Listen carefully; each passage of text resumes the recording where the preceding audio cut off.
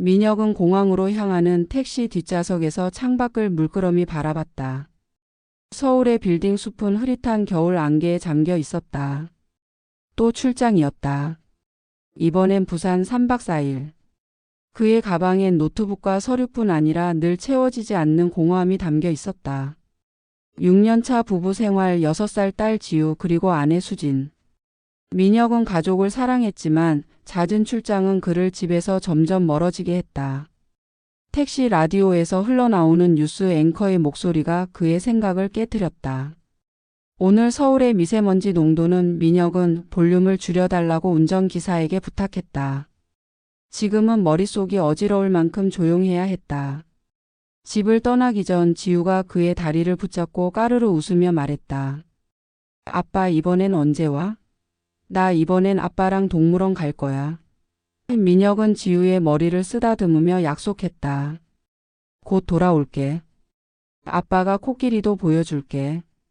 하지만 수지는 현관에서 묵묵히 서 있었다. 잘 다녀와. 그녀의 말은 늘 그랬듯 짧고 건조했다. 민혁은 그 미소 없는 얼굴에서 무언가를 읽으려 했지만 늘 그렇듯 실패했다. 수지는 지우를 안아 올리며 문을 닫았다. 민혁은 엘리베이터 안에서 문이 닫히는 소리를 들으며 묘한 불안감을 느꼈다. 그건 단순한 출장의 피로가 아니었다. 공항 라운지에서 커피를 마시며 민혁은 수진과의 지난 시간을 떠올렸다. 결혼 초 그들은 서로의 꿈을 이야기하며 밤을 지새웠다.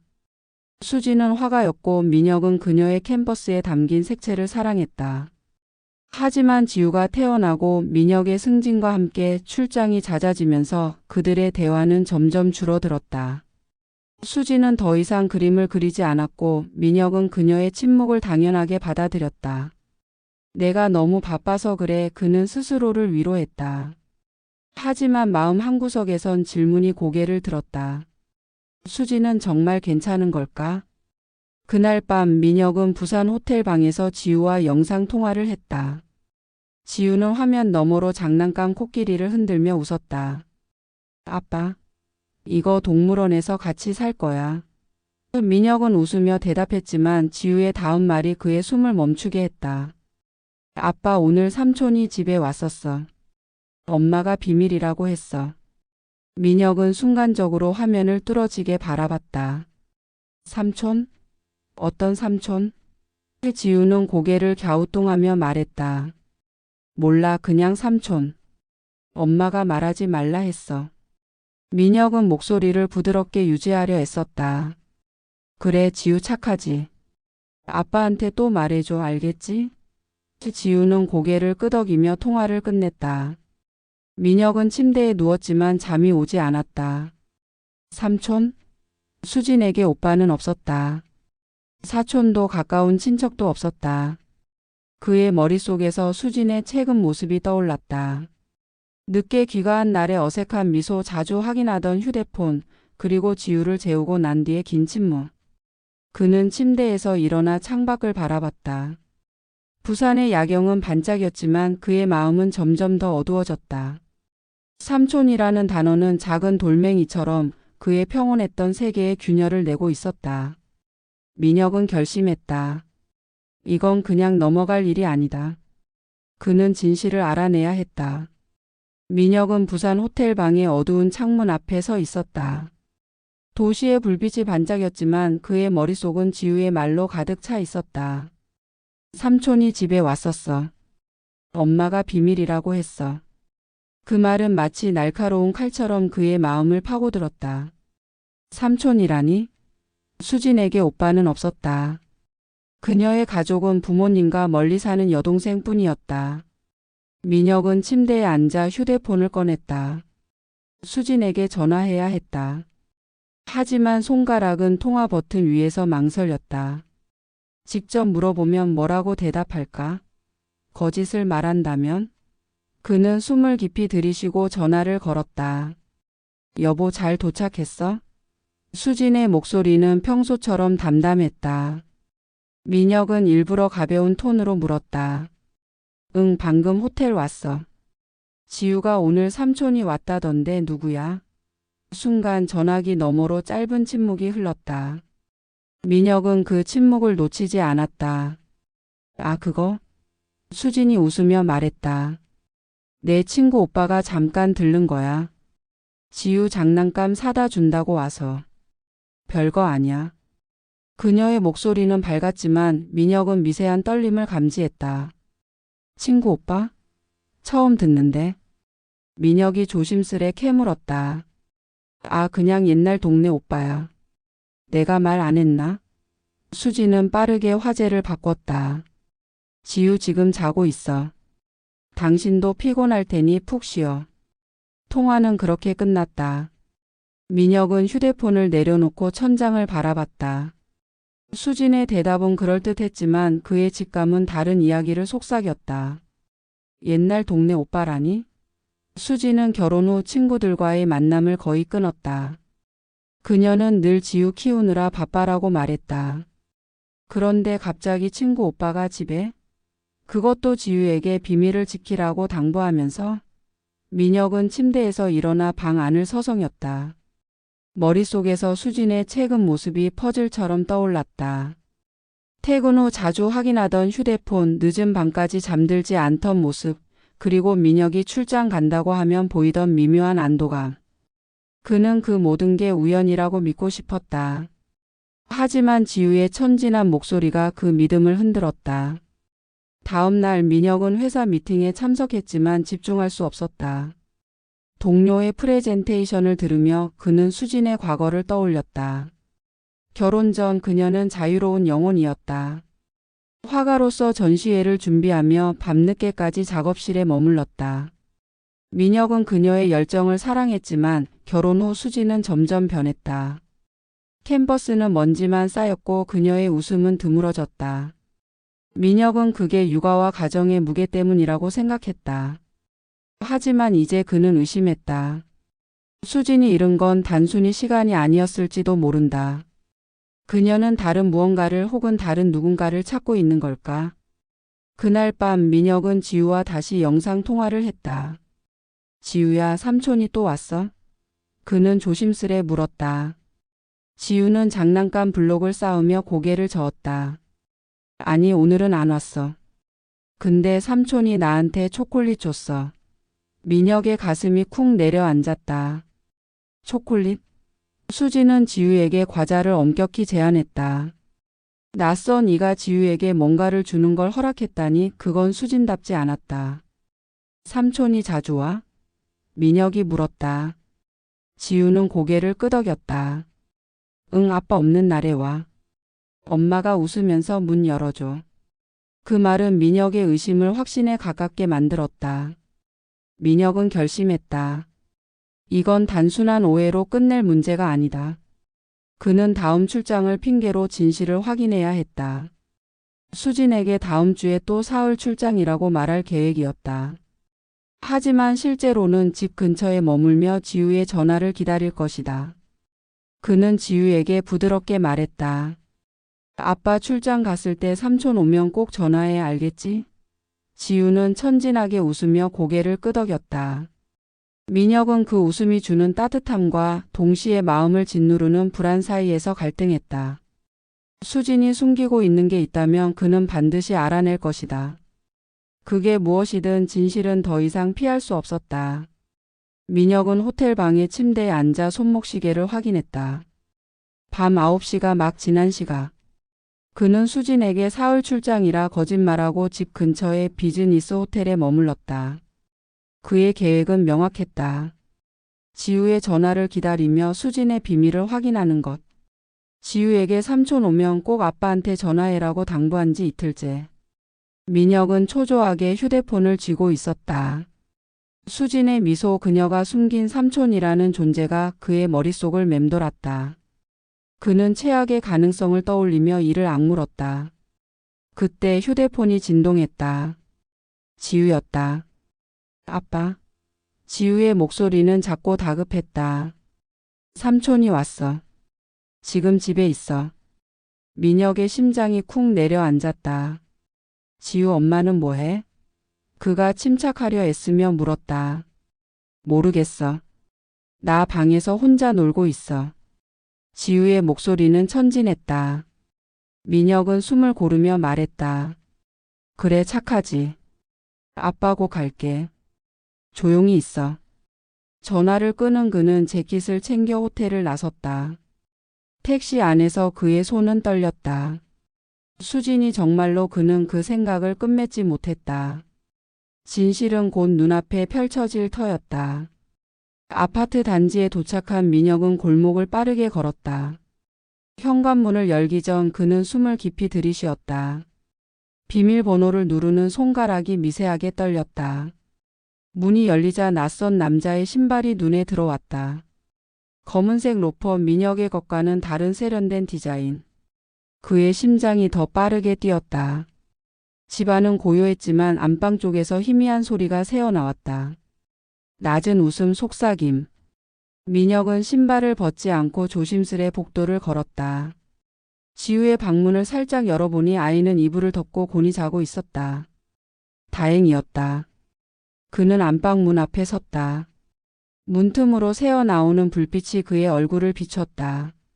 안방 문은 살짝 열려 있었다. 문틈으로 새어나오는 불빛이 민혁의 얼굴을 비췄다. 안방 문은 살짝 열려 있었다.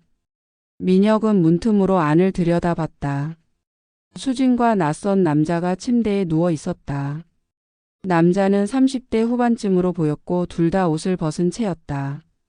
수진은 그의 품에 기대 속삭이며 미소 짓고 있었다. 그들의 손은 서로 얽혀 있었다. 민혁은 순간 숨이 멎었다. 그의 상상보다 더 날카로운 현실이 심장을 찔렀다. 그는 주머니에서 휴대폰을 꺼냈다. 손이 떨려 카메라를 켜는데 몇 초가 걸렸다. 화면에 수진과 남자의 모습이 잡혔다. 민혁은 플래시 없이 조용히 영상을 촬영했다. 남자가 수진의 뺨을 쓰다듬는 순간 그의 손가락이 셔터를 눌렀다. 그 순간 민혁의 발이 바닥을 스쳤다. 미세한 소리였지만 수진이 고개를 돌렸다. 누구야? 그녀의 목소리가 날카롭게 울렸다.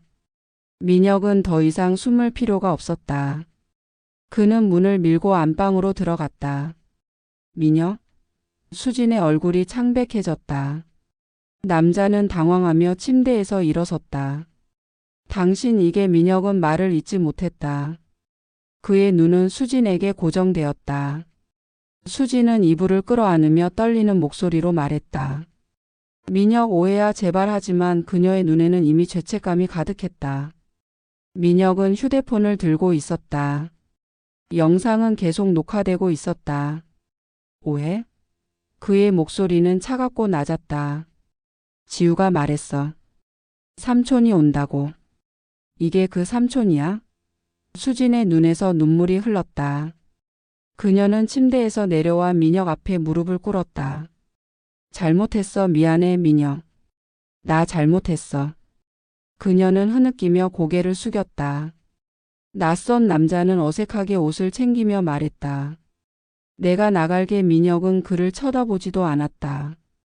그의 시선은 수진에게만 향했다. 왜? 민혁의 목소리가 갈라졌다. 왜 이렇게까지 했어? 수진은 대답하지 못했다. 그녀는 울기만 했다. 민혁은 휴대폰을 주머니에 넣었다. 영상은 충분했다. 그는 지우를 떠올렸다. 방에서 잠든 아이는 이 비극을 모르고 있었다. 지우한테 이런 엄마 보여줄 거야? 그의 말에 수진은 더 크게 흐느꼈다. 민혁은 더 이상 그 방에 있을 수 없었다. 그는 안방을 나와 현관으로 향했다. 수진이 뒤에서 민혁 제발이라고 외쳤지만 그는 돌아보지 않았다. 문을 닫고 밖으로 나온 그는 아파트 단지 벤치에 주저앉았다. 민혁은 휴대폰을 꺼내 영상을 다시 보았다.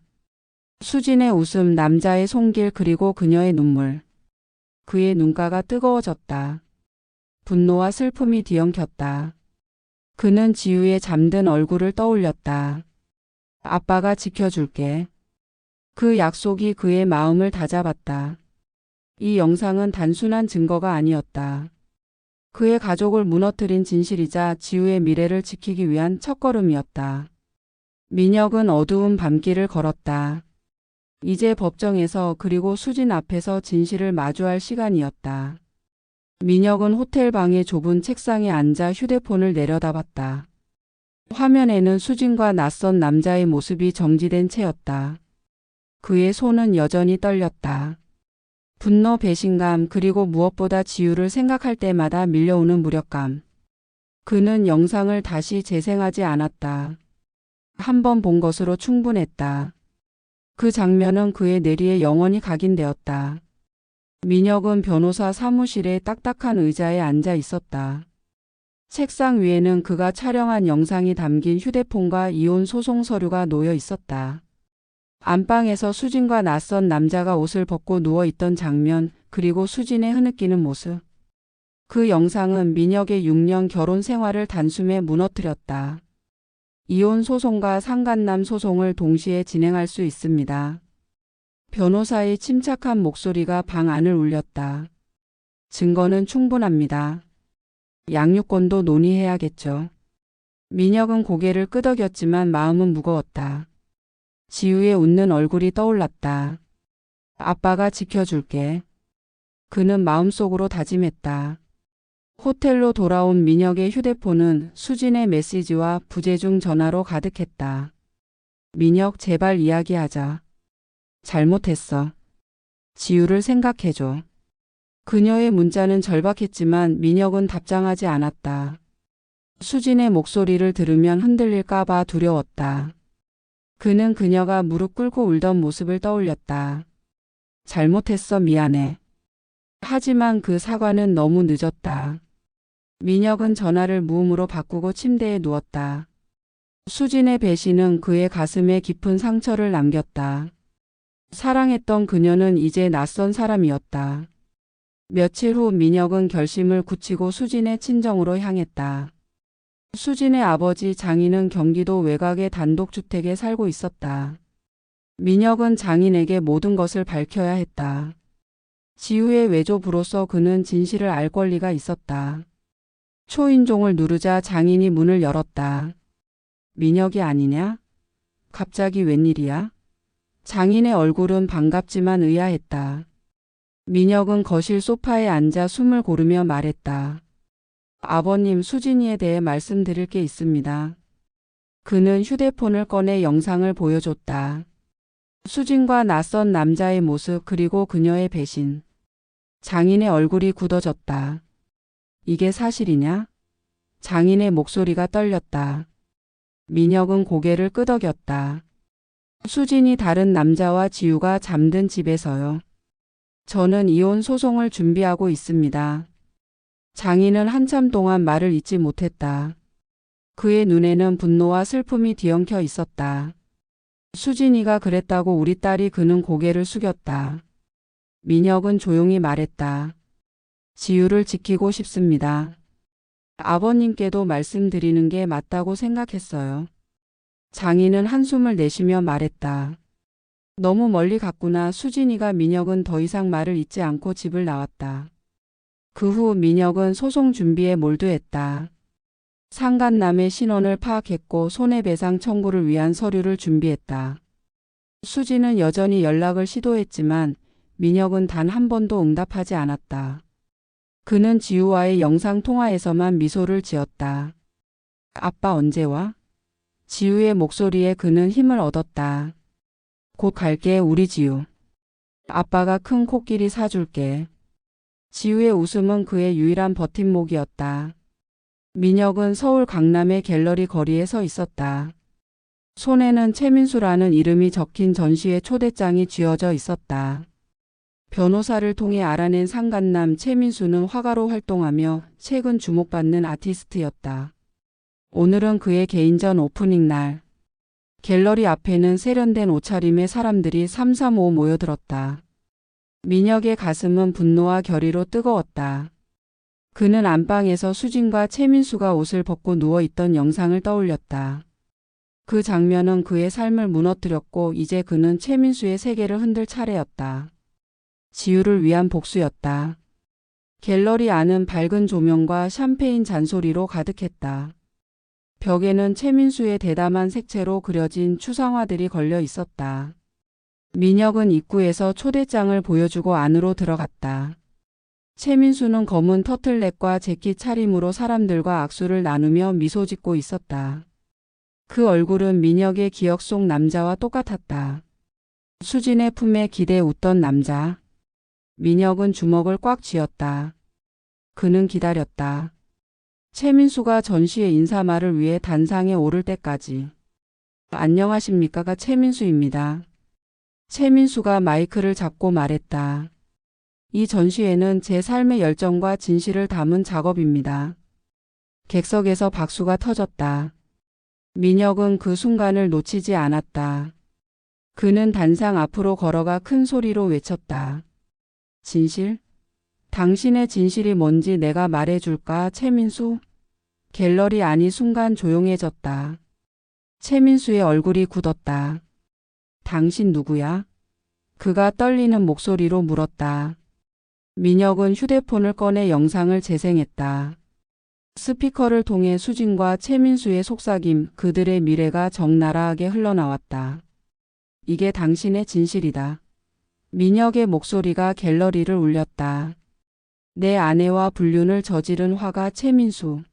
내 딸이 잠든 집에서 당신은 내 가족을 파괴했어. 관객들은 충격에 빠졌다. 누군가는 휴대폰을 꺼내 촬영했고 다른 이들은 수군거렸다. 최민수는 단상에서 비틀거리며 마이크를 놓쳤다. 그건 오해야. 그가 말을 더듬었지만 민혁은 멈추지 않았다. 오해? 이 영상은 법정에서도 증거로 제출될 거야. 당신은 내 아내와의 불륜으로 소송당할 거다. 민혁은 영상을 갤러리 스크린에 띄우기 위해 스태프에게 USB를 건넸다. 거대한 화면에 최민수와 수진의 모습이 확대되었다. 갤러리는 혼란에 빠졌다. 초대받은 컬렉터들은 당황하며 자리를 뜨기 시작했다. 한 중년 여성은 이런 사람이 화가라니 라며 혀를 찼다. 최민수는 얼굴이 창백해진 채 단상에서 내려왔다. 제발 여기서 이러지 마. 그가 민혁에게 다가가 속삭였지만 민혁은 그를 밀쳤다. 당신이 내 삶을 망쳤어. 이제 당신 차례야. 민혁의 눈에는 눈물이 고였다. 지우의 웃음, 수진의 배신, 그리고 이 모든 고통의 원인인 최민수. 그는 더 이상 참을 수 없었다. 전시회는 엉망이 되었다. 주요 컬렉터들이 계약을 취소했고 언론 관계자들은 이 스캔들을 기사로 내보내기 위해 바삐 움직였다. 최민수의 이름은 하루 만에 예술계에서 추락했다. 민혁은 갤러리를 나서며 뒤를 돌아보았다. 최민수는 스태프들에게 둘러싸여 고개를 숙이고 있었다. 민혁의 가슴은 여전히 무거웠다. 복수는 달콤하지 않았다. 하지만 그는 지우를 떠올렸다. 아빠가 지켜줄게. 그 약속이 그를 앞으로 나아가게 했다. 민혁은 차에 올라 집으로 향했다. 휴대폰에는 수진의 메시지가 또 와 있었다. 민혁, 제발. 그는 메시지를 삭제했다. 최민수의 전시회를 망친 것으로 복수는 끝나지 않았다. 법정에서 그리고 지우의 미래를 지키는 싸움에서 그는 끝까지 갈 것이다. 서울의 밤은 차갑게 빛났지만 민혁의 결심은 뜨거웠다. 소송은 빠르게 진행되었다. 법정에서 수진은 변명을 늘어놓았지만 민혁의 증거는 반박할 여지를 주지 않았다. 판결은 명확했다. 이혼 그리고 지우의 양육권은 민혁에게 돌아갔다. 상간남에 대한 손해배상 청구도 받아들여졌다. 수진은 법정에서 고개를 숙인 채 판결문을 들었다. 이혼, 양육권 상실, 상간남 소송에 따른 손해배상 책임. 그녀가 쌓아온 모든 것이 한순간에 무너졌다. 민혁의 단호한 눈빛과 변호사의 날카로운 증거는 그녀에게 변명의 여지를 주지 않았다. 수진은 법정을 나오며 떨리는 손으로 휴대폰을 확인했지만 민혁에게 보낸 수십 통의 메시지는 여전히 답이 없었다. 민혁, 제발 지우라도. 그녀의 속삭임은 허공에 흩어졌다. 그녀는 더 이상 그의 삶에 존재하지 않았다. 수진은 결국 친정으로 돌아갔다. 경기도 외곽의 낡은 단독주택, 아버지가 혼자 사는 집이었다. 장인은 그녀를 받아들였지만 그의 눈빛은 차가웠다. 민혁이 보여준 영상 수진이 낯선 남자와 안방에서 옷을 벗고 누워있던 장면은 장인의 마음에 깊은 상처를 남겼다. 어떻게 내 딸에게 그럴 수 있냐? 장인은 식탁에서 밥을 먹다 말고 한숨을 내쉬었다. 수진은 고개를 들지 못했다. 아빠 미안해요. 그녀의 목소리는 작았지만 장인은 대답 대신 TV 소리를 키웠다. 집 안은 늘 무거운 침묵으로 가득했다. 경제적 어려움은 수진을 더욱 째었다. 화가로서의 경력은 오래전 끊겼고 이혼 후 그녀에게 남은 건 적은 저축과 법적 비용으로 빠져나간 통장뿐이었다. 그녀는 동네 마트에서 파트타임 계산원으로 일하기 시작했다. 손님들의 무심한 눈빛, 끊임없는 바코드 소리 속에서 그녀는 과거를 떠올렸다. 민혁과 함께 웃던 날들, 지우를 품에 안고 재우던 순간들. 하지만 이제 지우는 민혁과 함께였다. 수지는 어린이집 앞에서 지우를 멀리서 지켜본 적이 있었다. 민혁이 지우의 손을 잡고 나오는 모습, 아이의 밝은 웃음. 그녀는 그 장면을 더 볼 수 없어 돌아섰다. 눈물이 뺨을 타고 흘렀다. 민혁은 수진의 소식을 더 이상 듣지 않았다. 그는 변호사의 조언대로 지우와 함께 새 아파트로 이사했다. 서울 외곽의 조용한 동네. 지우의 방은 코끼리 인형과 그림책으로 채워졌다. 민혁은 수진의 메시지를 모두 삭제하고 그녀의 번호를 차단했다. 그녀는 이제 과거였다. 민혁의 삶은 지우를 중심으로 재건되었다. 그는 지우를 어린이집에 데려다주고 퇴근 후엔 함께 동물원 책을 읽어주었다. 아빠, 코끼리 진짜로 볼까? 지우가 눈을 반짝이며 물으면 민혁은 미소 지었다. 그래, 이번 주말에 갈까? 그의 목소리는 따뜻했고 지우의 웃음은 그의 상처를 치유했다. 수지는 홀로 버텼다. 마트 일을 마치고 집으로 돌아오는 길, 그녀는 낡은 가방을 꼭 쥐었다. 장인은 여전히 말을 아꼈고 동네 사람들의 수군거림은 그녀를 더 고립시켰다. 저 집 딸 이혼당했다던데. 그 소문은 수진의 그림자처럼 따라다녔다. 그녀는 가끔 지우의 사진을 꺼내보며 울었다. 하지만 민혁이 지우를 데리고 떠난 후 그녀에게 남은 건 후회뿐이었다. 수지는 자신의 잘못이 얼마나 큰 파장을 일으켰는지 깨달았다. 하지만 그 깨달음은 너무 늦었다. 그녀의 삶은 이제 끝없는 속죄의 시간 속으로 흘러갔다.